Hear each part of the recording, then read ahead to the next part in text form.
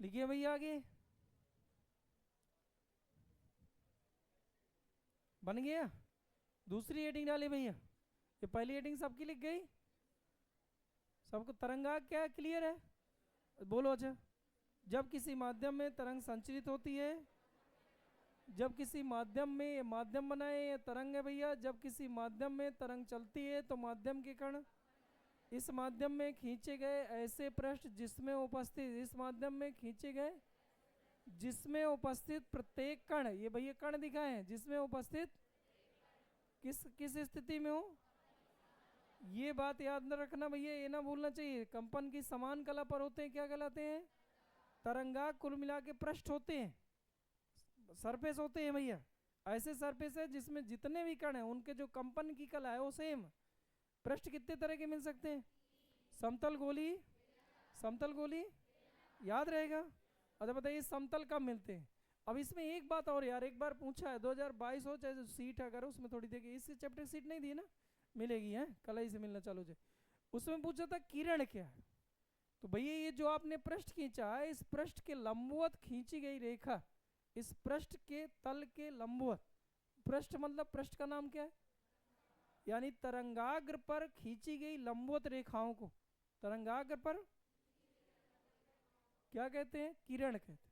एक बार पूछा था किरण क्या है, तो आपको बोलना था जो तरंगाग्र है उन तरंगाग्र पर जो खींची गई लंबवत रेखाएं हैं, ये इनसे तरंगाग्र के पृष्ठ से गुजरने वाली, तरंगाग्र के पृष्ठ से गुजरने वाली, तरंगाग्र के पृष्ठ के लंबवत गुजरने वाली, ऐसा बोला जाए, तरंगाग्र के पृष्ठ के लंबवत गुजरने वाली, किनको?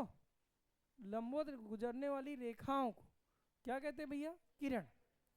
अब दूसरी बात सुने, समतल तरंगाग्र क्या है? तो आप बोल रहे हैं यदि किरण एक दूसरे के समांतर हो, यदि किरण, तो इन किरणों द्वारा बने तरंगाग्र कौन से तरंगाग्र कहलाते हैं? समतल तरंगाग्र। और ये किरण कब समांतर होगी? जब स्रोत काफी दूर होगा। जैसे हम यहाँ चिल्ला रहे हैं तो जो हमारे पास बच्चे बैठे हैं इन्हें भैया गोली टाइप के मिल रहे होंगे तरंगा, और जब और थोड़ी दूर जो सबसे पीछे बैठे हो तो वहां तक में जो ध्वनि तरंगे चल रही हैं से, तो इनकी जो किरण मिल रही है, किरण धीरे धीरे धीरे क्या हो गई होंगी? समांतर। जैसे मान लीजिए सूरज से जो किरणें आ रही तो वहां से जो किरणें जब यहाँ आती है तो उनको हम कैसे मान लेते हैं? समांतर। बोलो भैया।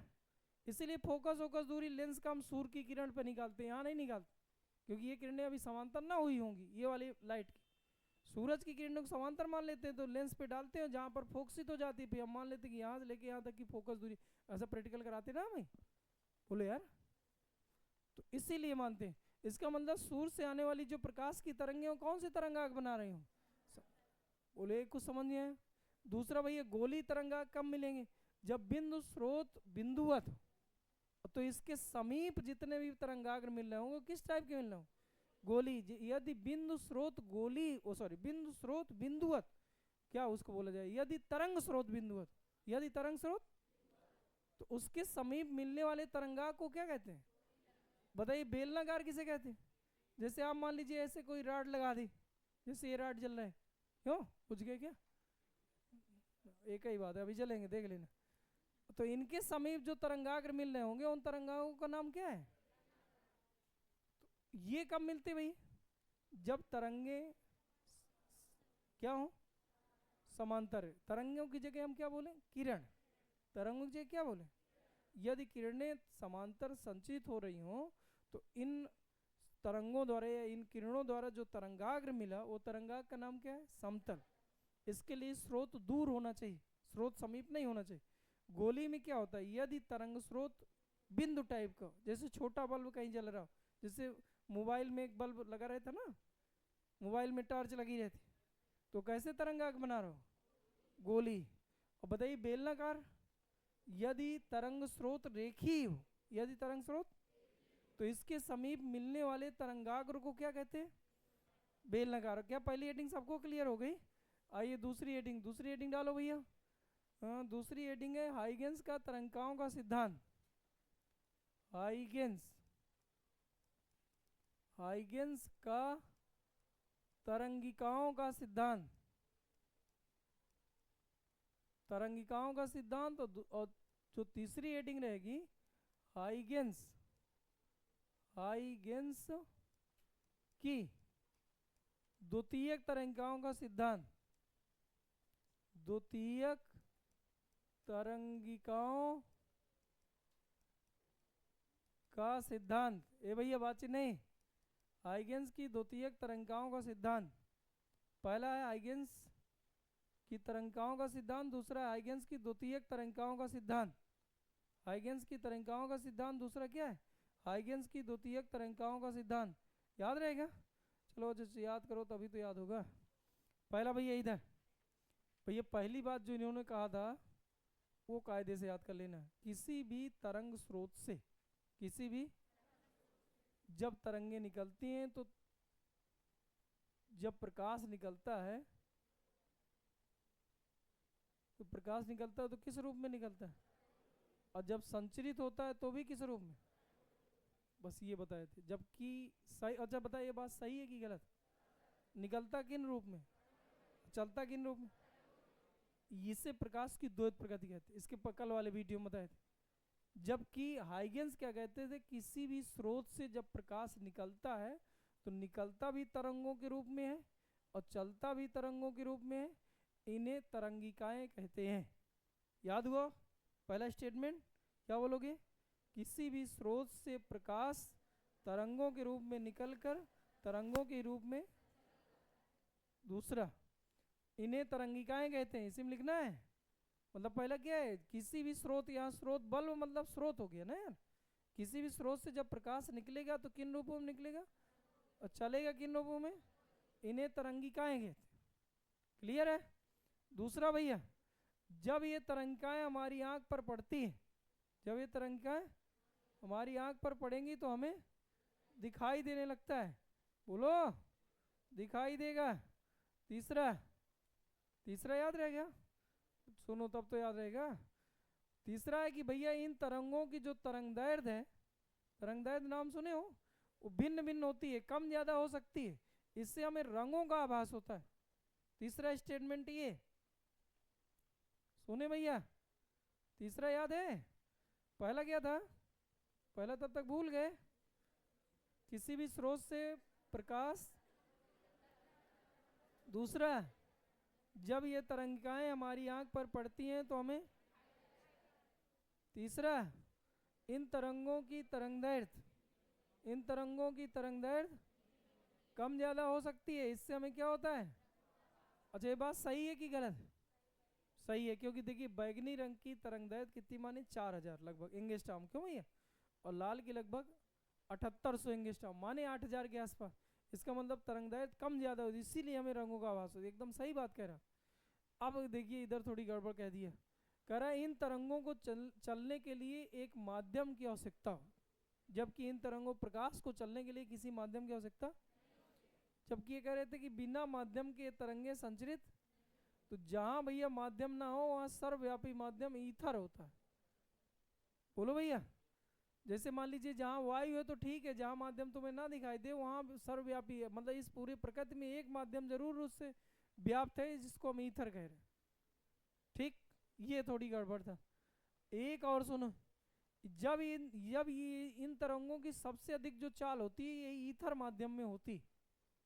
बोलो, यानी कुल मिला के इन तरंगों की चाल सर्वाधिक सघन की विरल, विरल माध्यम में, सघन माध्यम में इनकी चाल घटती जाती। ये भी बात सही है कहते, लेकिन सर्वाधिक चाल चूंकि निर्वात में होती है, निर्वात ये मानते नहीं थे, निर्वात में तरंगे ही नहीं चलती, इसलिए निर्वात न कह के इन्होंने ये बताया था कि इन तरंगों की चाल सर्वाधिक भैया होती है विरल माध्यम। जो वी मैक्स है कहाँ पर है भैया, विरल। जितना कम आप विरल माध्यम लोगे, विरल जितना माध्यम होगा उतने इनकी चाल अधिकतम होगी। विरल माध्यम में इनकी चाल अधिकतम होती। जबकि न्यूटन भैया इसी का ठीक उल्टा बोले थे। न्यूटन कह रहे थे कि जो सघन माध्यम होता है वहाँ स्पीड बढ़ जाती। सर्वप्रथम ये ऐसे वैज्ञानिक थे जो न्यूटन की कणिकाओं के सिद्धांत को खंडन किया। न्यूटन मानते थे कि कण किसी भी स्रोत से जब प्रकाश निकलता है तो कणों के रूप में निकलता है, इन्हें कणिका कहते। वो भी एक कणिका सिद्धांत था, लेकिन हट गया, केवल इतने तुम्हें पढ़ना है बोर्ड में, इसलिए नहीं पढ़ा रहे। और न्यूटन कह रहे थे कि जब ये कणिकाएं किसी पदार्थिक माध्यम के अंदर चलती, जैसे पानी के अंदर चलना, तो इनकी स्पीड और बढ़ती। जबकि ये कह रहे थे कि भैया ऐसा नहीं है, जितना विरल माध्यम तुम्हें मिलेगा उतनी स्पीड बढ़ेगी। ये 5 बातें कही, बोलो याद रहेगा। हाइगेंस की तरंगिकाओं का सिद्धांत पूछे तो ये लिख के आना, और द्वितीयक तरंगिकाओं का सिद्धांत पूछे तो ये लिख के आना। पहला वाला याद रहेगा, क्या था एक बार बोल दो यार। किसी भी स्रोत से प्रकाश तरंगों के रूप में निकलकर तरंगों के रूप में चलता है, इन्हें तरंगिकाएं कहते हैं। दूसरा, जब ये तरंगिकाएं हमारी आंख पर पड़ती हैं तो हमें दिखाई देता है। इन तरंगों की तरंगदैर्ध्य, इन तरंगिकाओं की तरंगदैर्ध्य भिन्न भिन्न होती है, इसमें रंगों का आभास होता है। अगला, इन तरंगिकाओं को चलने के लिए एक माध्यम की आवश्यकता होती है, अतः सर्वव्यापी माध्यम ईथर की कल्पना की गई। अगला क्या था, इन तरंगों की चाल यानी इन तरंगिकाओं की चाल विरल माध्यम में अधिक होती, सघन माध्यम में घट जाती। ये सब चीजें सही कहा, केवल ये थोड़ी सी यहाँ थोड़ी सी मिस्टेक की है यहाँ कर। अब आगे आइए भैया, द्वितीयक तरंगिकाएं, हाइगेंस की हेडिंग नंबर 3, हाइगेंस की द्वितीयक तरंगिकाओं का सिद्धांत। इसमें 3 बातें कही। हाइगेंस की द्वितीयक तरंगिकाओं का सिद्धांत पूरे चैप्टर में थ्योरी है, बस कायदे सुन लेना है तुम लोग। हाइगेंस की द्वितीयक तरंगिकाओं का सिद्धांत, बोले बोले मालिक, क्या बोले?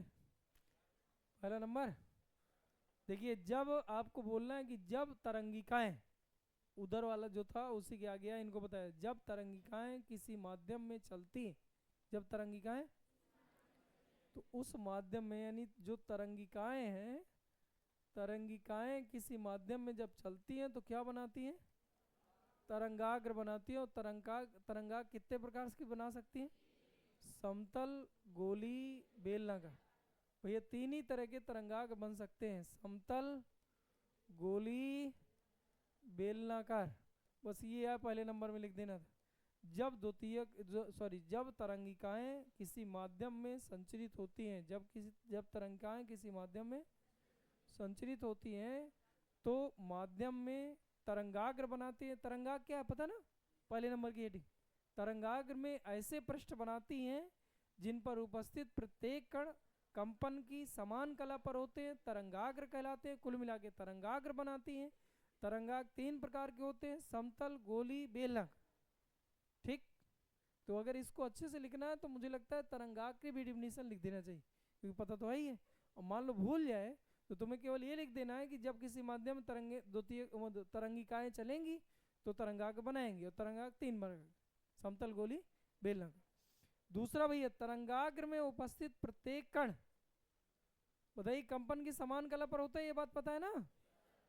तरंगाग्र में उपस्थित प्रत्येक कण एक नए तरंग स्रोत का काम करता है। जैसे मान लीजिए इधर से तरंगे निकली, बल्ब जल रहा है, तरंगे निकल रहे हैं, तो जब ये यहाँ पर पहुंचेंगे तो ये स्वयं में छोटे छोटे बल्ब हैं, इनसे देख, सुनी ना मेरी बात? चालू हो भाई कंप्यूटर जी, क्या हो गया तुम्हें? हाँ ठीक तो है। आगे इधर देखो, तरंगाग्र में, यहाँ बोलना था भैया, तरंगाग्र में उपस्थित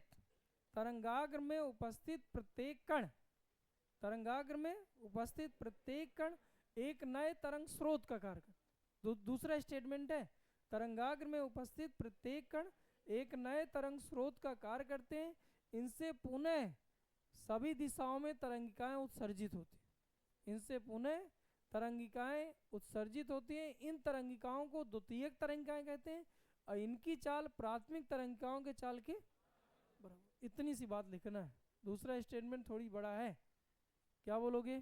तरंगाग्र में उपस्थित प्रत्येक कण एक नए तरंग स्रोत का कार्य करता है। जैसे मैं इधर से बोल रहा हूं तो ये मेरा मुंह हो गया तरंग स्रोत, अब आगे बने होंगे तरंगाग्र, ये बात सही है। तो यहाँ जितने भी तरंगाग्र बने होंगे वो स्वयं मेरा मुंह ही आयो, मतलब वहां भी तरंगे निकल रही होगी, ये कहने का मतलब ये। लेकिन प्रबलता इनकी निरंतर घटती जाती, इसलिए पूरे में तरंगे तुरंत फैलती। बात को समझ गए? जैसे तरंगे किसी स्रोत से निकलती तो आगे तरंगाग्र बनाती, और तरंगाग्र में जितने भी कण उपस्थित होंगे वो फिर से तरंगे बनाते, तो एक तरंग भी दूसरी तरंग ऐसे करके तरंग फैलती, ये बात याद रहेगी। तो तरंगाग्र में उपस्थित प्रत्येक कण क्या करते हैं? एक नए तरंग स्रोत का कार्य करते। और इनसे पुनः सभी दिशाओं में तरंगे निकलती हैं। इन तरंगों को क्या कहते हैं? द्वितीयक तरंगिकाएं कहते हैं। क्योंकि एक बार पूछा था द्वितीयक तरंगिकाएं क्या है, तो केवल ये लिख के चले आना, बोलो याद रहेगा। इनकी चाल प्राथमिक तरंगिकाओं के चाल के। तीसरा स्टेटमेंट हल्का है, जैसे द्वितीयक, जैसे प्राथमिक तरंगिकाओं ने तरंगाग्र बनाया था, ऐसे ही भैया द्वितीयक तरंगिकाओं को स्पर्श करते हुए पृष्ठ खींचे जाए तो ये नए तरंगाग्र को व्यक्त करते, यानी कुल मिला के द्वितीयक तरंगिकाएं भी तरंगाग्र बनाएंगे। बोलो याद रहेगा, तीनों याद हो गए। आगे बढ़ जाए। पहला क्या था? जब तरंगिकाएं किसी माध्यम में चलेंगी तो तरंगाग्र बनाएंगी। तरंगाग्र कितने प्रकार के? चलिए ठीक है। तरंगाग्र में उपस्थित प्रत्येक कण क्या करता है? एक नए तरंग स्रोत का कार्य करता है। इनसे पुनः तरंगें निकलती हैं। इन तरंगों को द्वितीयक तरंगिकाएं कहते हैं, जिनकी चाल प्राथमिक तरंगिकाओं के चाल के। तीसरा क्या था? द्वितीयक तरंगिकाओं को यदि स्पर्श करता हुआ पृष्ठ खींचे तो ये एक नए तरंग स्रोत या एक नए तरंगाग्र को व्यक्त, एक नए तरंगाग्र को। अब हेडिंग नंबर चौथी पांचवी, भैया ये फिर एक जैसी है। परावर्तन की व्याख्या। हाइगेंस की द्वितीयक तरंगिकाओं के सिद्धांत से परावर्तन की व्याख्या बहुत ही ज्यादा बोर्ड में पूछा है। कहाँ गलती करके आए तो ये गौर सुनना इधर। माना जेड जेड डैश एक परावर्तक पृष्ठ है, माना जेड जेड डैश एक परावर्तक पृष्ठ है। भैया इधर सुने, माना जेड जेड डैश एक परावर्तक पृष्ठ है जिस पर समतल तरंगाग्र तिरछा आपतित हो। ये तरंगाग्र ये है भैया, इसका नाम क्या है? तरंगाग्र। थोड़ी सुने, ये समतल तरंगाग्र है, समझ ना, प्लेट वाला। तरंगाग्र कितने तरह के? समतल, गोली हो तो ये कौन सा तरंगाग्र? क्योंकि किरणें समांतर, ये किरणें यहाँ डाली गई। बोले यहाँ तक क्लियर है? बोले अब बताइए इधर एक बात और समझना। अभी अभी हम जस्ट थोड़ी देर पहले ये बताया कि तरंगाग्र में उपस्थित प्रत्येक कण एक नए तरंग स्रोत का कार्य करेगा। ये बात सही है गलत? अच्छा बताइए, क्या ये पॉइंट भी तरंगाग्र में उपस्थित है? क्या ये पॉइंट भी तरंगाग्र में उपस्थित है? तो क्या इससे द्वितीयक तरंगिकाएं निकली? इसका नाम क्या है? द्वितीयक तरंगिकाएं। ये कौन सी तरंग? प्राथमिक। अच्छा बता, फिर से मुझे सोच के बता, ये कौन सी तरंग? प्राथमिक है कि द्वितीयक? तरंगाग्र में उपस्थित कण है। तरंगाग्र में उपस्थित प्रत्येक कण एक नए तरंग स्रोत का काम करता है, उससे जो भी तरंगे निकलती है द्वितीयक। तो कौन सी तरंग है? द्वितीयक की प्राथमिक? बोले अब इधर यही डाउट थोड़ी दूर करना। मान लिया तरंगे आई और ये तरंगाग्र हमें मिला भैया ऐसे, तो तरंगाग्र में उपस्थित ये कण है, तो ये सभी दिशाओं में तरंगे ऐसे निकालोगे। ये बात सही है गलत है? लेकिन जो भैया इसी डायरेक्शन में चल रही वो अभी प्राथमिक ही है, बाकी जो इसे दाएं बाएं मिलेंगे वो सब की सब क्या है? तो प्राथमिक वाली खत्म नहीं हो जाती, वो तो चल ही रही है, साथ में द्वितीयक भी आ गई। अब अगर तुम इसको द्वितीयक मान लिए तो फिर प्राथमिक कहाँ गए? वो गड़बड़ा जाएगा ना। इसका मतलब ये कौन सी तरंग का है? यहाँ से यहाँ तक कौन सी है? प्राथमिक। अब यहाँ से मुड़ेगी तो ये क्या हो गई? द्वितीयक। ये बात क्लियर हुई? अब आपको बोलना है कि जितने टाइम में द्वितीयक तरंग का, ये मान लो ए मान लीजिए, इसको बी मान लीजिए, इसको भैया हम माने ले रहे हैं, इधर से भी लंब डाल दो, तो यहाँ से भैया इधर ये लंबा ऐसे पड़ा है, याद रहेगा? इधर से भी ऐसे लंब पड़ा है, तो ये इसको हम मान ले रहे हैं बी डैश, इसको क्या मान रहे हैं? ए डैश।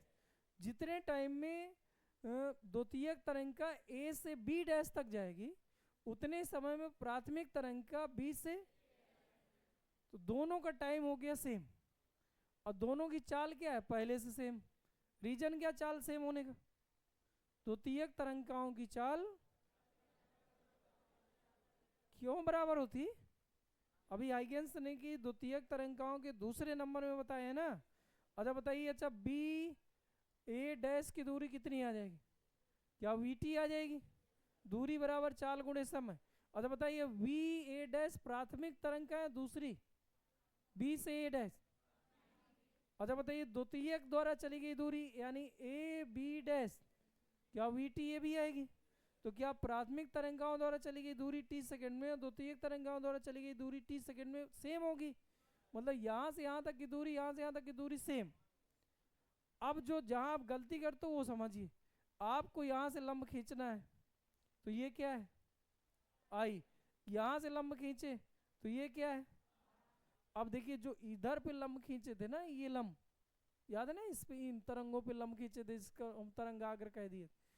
यहाँ के साथ ये पूरा कोण आई बना करता है, तुम लोग इतना ही लिख के चले जाते। अब भैया ये केवल चित्र का नंबर है दे रहे हैं तुम्हें, क्योंकि पूरी कहानी यहाँ लिखना है, आगे कुछ नहीं निगमन में थोड़ी थोड़ी का समरूप दिख वो सर्वांगसम दिखा देना है, इतने में हो जाएगा। इसलिए भैया चित्र अगर आपका गड़बड़ हो गया पूरे नंबर चले जाते।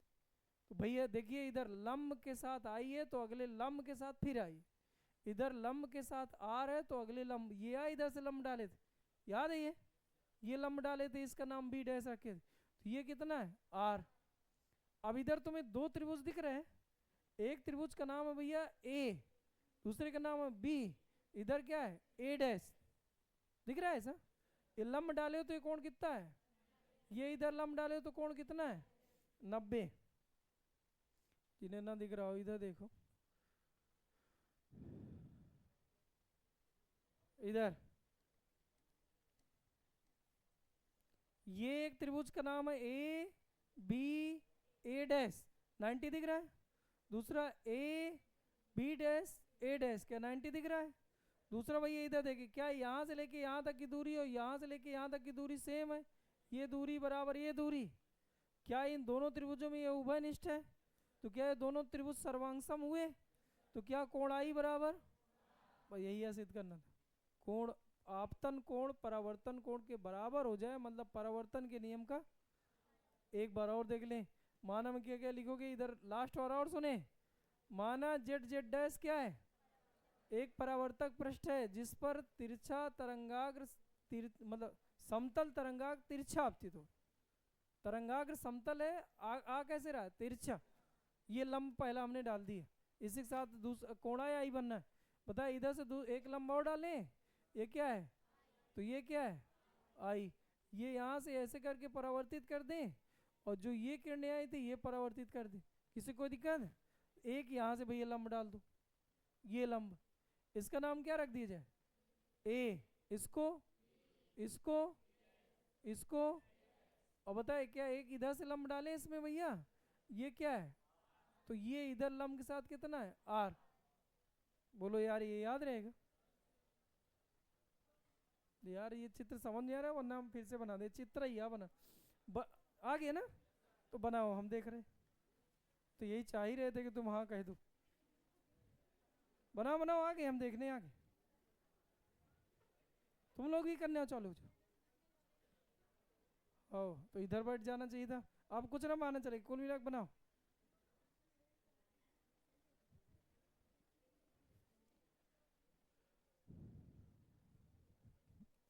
बनाए, बना रहे तुम लोग, बना रहे, लेकिन कितने लोगों को बन गया?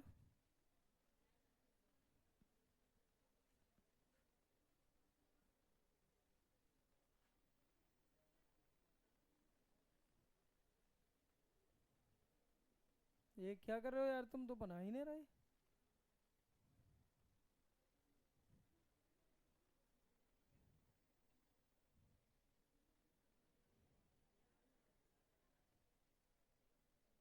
बेटा कैमरा ना देखो, तुम लोग बनाओ, हम देख रहे हैं इधर से कहाँ चल रहा है।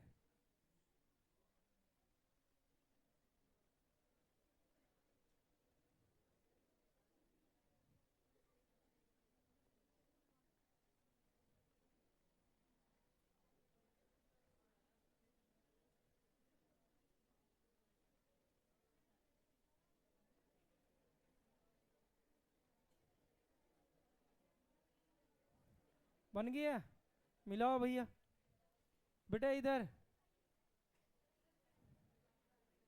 आओ, जेड जेड डैश, मतलब अब तुम्हें समझ में आया कि हम इधर खड़े हो ना, थोड़ी अब अन्ना टोके होते तो पूरा चैप्टर ही खत्म हो जाता।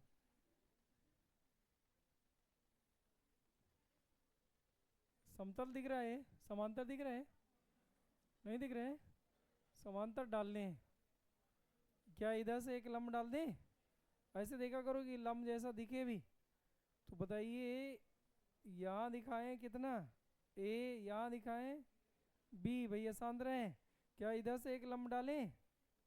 बोले भैया इसको क्या दिखाएं? आर। आर की आई? अरे गड़बड़ हो गया, आई। अच्छा बताइए इधर से द्वितीयक तरंगिका जो यहाँ तक आई थी क्या ऐसे परावर्तित होगी?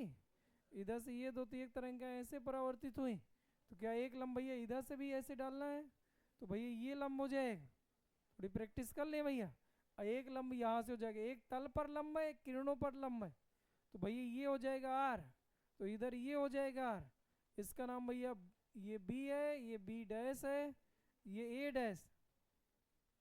इतना चित्र बना के आना है, ये 90-90 दिखाना है। अगर ये बन गया तो समझ जाइए सही है कि भैया बहुत गड़बड़ होता है थोड़ी। इधर आई कहाँ दिखाई यार?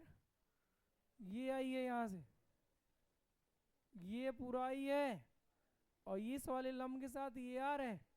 आई और आर दोनों लंबों के बीच बने हैं, ध्यान दें। एक लंब हमने तल पर खींचा, एक इन पर खींचा लंब ये, एक तल पर लंब खींचे ये।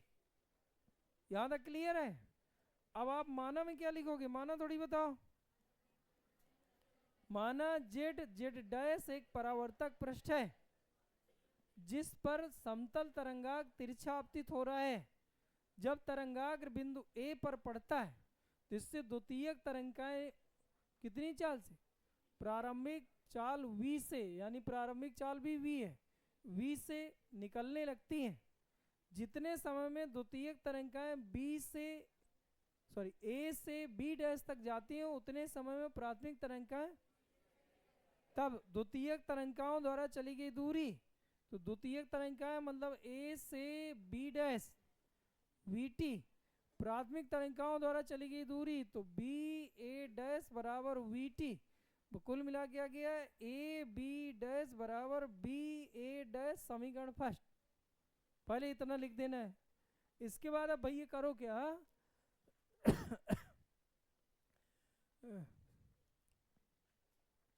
ये त्रिभुज दिख रहा है भैया, त्रिभुज का नाम क्या है? ए, क्या लिखा है इधर? इधर बी लिखा था ना, ए बी, थोड़ी और छोटा कर लो इसको, ए बी ए डैश। ये भैया शांत इधर, ए बी ए डैश तथा दूसरा त्रिभुज है भैया ए बी डैश। त्रिभुज ए यहाँ से गए भैया यहाँ बी डैश ए डैश में से, बताइए क्या ये वैल्यू लिख ले जाओगे? 90-90 पहला दिखा देना। दोनों दूसरा भैया ए, यहाँ पे क्या लिखो? कोण ए बी ए डैश बराबर कोण A B dash A dash बराबर 90 अंश, ये रचना से।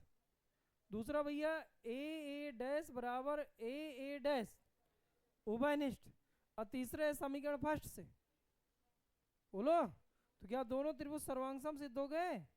यहाँ दिखाओगे समीकरण फर्स्ट से जैसे वैल्यू रखोगे तो समीकरण फर्स्ट से क्या आया था? ए बी डैश बराबर बी ए डैश। अतः आप बताइए कि दोनों त्रिभुज जो दिखाए हो ए बी ए डैश सर्वांगसम है त्रिभुज A B dash A dash. अगर ये सर्वांगसम है तो क्या हम लिख सकते हैं? कोण आई बराबर कोण आर। यही परावर्तन का नियम है। इस प्रकार हाइगेंस की द्वितीयक तरंगिकाओं से परावर्तन की व्याख्या की जाती है। बोलो याद रहेगा ये? आखिरी हेडिंग देखो, खत्म करें। हेडिंग नंबर भैया पांचवी है ना, जो भी है देखिए, अपवर्तन की व्याख्या। अपवर्तन की व्याख्या ए भैया बातचीत नहीं, अपवर्तन की व्याख्या ये सिंपल है भैया, इसको देखें। इसमें भी चित्र ही तैयार करना है, परीक्षा में केवल चित्र पढ़ के जाना, बाकी कुछ भी लिख दो चल जाएगा। भाई इधर माना जेड जेड डैश, भाई फिर से सुने, माना जेड जेड डैश एक अपवर्तक पृष्ठ जिस पर तरंगाग्र समतल तरंगाग्र तिरछा आपतित हो रहा है। भैया समतल तरंगाग्र तिरछा आपतित हो रहा है, v1 वेग से तिरछा आपतित हो रहा है, तथा द्वितीयक माध्यम दूसरे वाले माध्यम भैया इधर थोड़ी देख लें, ये भैया इधर पे v2 चाल से गति कर रहा है। इधर भैया एक अभी लंब खींचे तो ये आई है, इधर एक भैया एक पृष्ठ पर लंब खींचिए तो ये आ रहा है भैया, एक बार देख लें।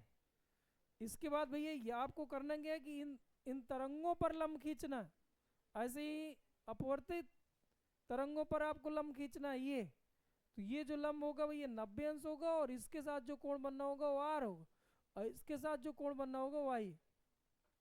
फिर से वही सेम कहानी, दुई लंब है, दुई आई है, दुई आर है, दुई ठो लंब खींच रहे हैं, दुई ठो आई बार बार दिखा रहे हैं, दुई ठो आर बार बार और आई आर सदो लंब के साथ। जब इस पृष्ठ पर ऐसे लंब खींचे थे तो आई बना था, बोलो। और जब इस किरण पे ऐसे लंब खींचे, जो किरण आया था, तो इसके साथ फिर आई बना था। ऐसे भैया ये इस पृष्ठ पर जब लंब खींचे तो जो निर्गत ये किरण है, अपवर्तित किरण है, वो आर बनाई। और फिर ये जो दोनों अपवर्तित किरण है, इन पर लंब खींचे तो लंब के साथ फिर ये ध्यान दे लेना है। अब भैया यहाँ पर तुम्हें स्नेल का नियम प्रूव करके दिखाना है। अपवर्तन में वो माना में क्या क्या लिखोगे, माना जेड जेड डैश एक अपवर्तक पृष्ठ है जिस पर समतल तरंगाग्र तिरछा आपतित हो रहा है। जब तरंगाग्र पृष्ठ के बिंदु ए से टकराता है तो इससे द्वितीयक तरंगिकाएं n2 माध्यम में v2 चाल से गति करने लगती हैं। इधर का माध्यम कितना है, n1, जबकि n1 माध्यम में प्राथमिक तरंगिकाओं की चाल कितनी है, v1। भैया यहाँ पर जो चाल अलग अलग हो गई वो माध्यम के कारण चेंज हुई, जबकि हमने पढ़ा है कि द्वितीयक की चाल प्राथमिक तरंगिकाओं के चाल के, लेकिन यहाँ ऐसा नहीं है। अच्छा बताइए इधर से फिर से बेटा, जितने समय में द्वितीयक तरंगिकाएं ए से यहाँ पर क्या मान ले बी डैश, ए से बी डैश तक जाती हैं, उतने ही समय में प्राथमिक तरंगिकाएं बी से ए डैश तक आती। तो बताइए द्वितीयक तरंगिकाओं द्वारा चली गई दूरी, तो बी ए बी डैश बराबर क्या v2t लिख दे। द्वितीयक तरंगिकाओं द्वारा चली गई दूरी, बताइए प्राथमिक तरंगिकाओं द्वारा चली गई दूरी, तो b से a डैश के बीच चली गई दूरी क्या v1t है। अब भैया इधर पे स्नेल का नियम लगा दिया, 90 अंश का कोण है, तो आपको साइन आई बटे साइन आर। बताइए आई कहीं दिख रहा है इस चित्र में, ए भैया पीछे पीछे वाले बच्चों इधर देखो, आई दिख रहा है कहीं, तो बता साइन आई की वैल्यू, लंब टिकर्ण होता है साइन थीटा, लंब बोले लंब, लंब बोल दो यार, बी ए डैश आई के ठीक सामने लंब बटे कर्ण, 90 के ठीक सामने कर्ण, क्या ए डैश बटे आर आया, तो भैया साइन आर लंब कितना लिख दें, ए बी डैश बटे कर्ण ए डैश, क्या फिर सही है। और बता इधर क्या लिखे, बी ए डैश बी ए डैश, ये है ना, तो v1t लिख दो।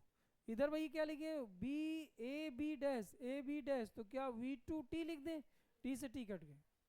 अब क्या तुम्हें पता है कि n1 v1 बराबर n2 v2 होता है, ये दिमाग में बैठा लीजिए। तो बताइए अभी यहाँ पर v1 बटे v2 रखना है, ये इधर जाएगा v1 बटे v2, बता क्या लिख दें इसकी जगह, यहाँ जगह n2 बटे, अब आप इसको और इसको मैच कराओ, क्या यही स्नेल करेंगे हम, साइन आई बटे साइन आर बराबर साइन आई बटे n2 बटे। इस प्रकार हाइगेंस की द्वितीयक तरंगिकाओं से अपवर्तन की व्याख्या। लास्ट थोड़ी एक डिफिनेशन है, सुन ले भाई, ये याद रहेगा। ये अगर चित्र बनाए भाई, आज सबको बनाना है घर जाके, 2 मिनट लगना है, अब फिर मिला देना कि हम सही बनाए कि नहीं, जो भी बना दो वहाँ सब सही है, अभी क्या करना, सही गलत तभी तो पता चलेगा। अब अगला है भैया, लिखिए था ना, बनाना आपने। लास्ट भैया थोड़ी सी और एक परिभाषा इसमें रहती है कि प्रकाशिक पथ क्या है। प्रकाशिक भैया थोड़ा सा, प्रकाशिक पथ क्या है, डिफिनीशन है इधर थोड़ी सुने। यदि ये भैया, यदि n माध्यम में, यदि n अपवर्तनांक वाले माध्यम में प्रकाश द्वारा चली गई दूरी d, यदि n अपवर्तनांक वाले माध्यम में प्रकाश द्वारा चली गई दूरी, तो निर्वात में प्रकाश द्वारा चली गई दूरी, तो निर्वात में प्रकाश द्वारा चली गई जो दूरी होगी वो दूरी भैया n गुणे d होगी, जिसे प्रकाशिक पथ कहते हैं।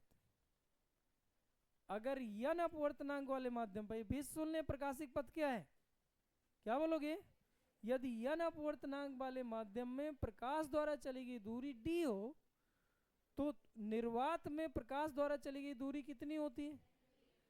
इसी दूरी का नाम क्या पड़ गया? बात खत्म। किसी को याद हुआ? फिर बोलो बोला। यदि n अपवर्तनांक वाले माध्यम में प्रकाश द्वारा चली गई दूरी d हो तो निर्वात में प्रकाश द्वारा चली गई दूरी n गुणे d होगी, जिसे प्रकाशिक पथ कहते हैं। ठीक, धन्यवाद, जय हिंद। बस बस।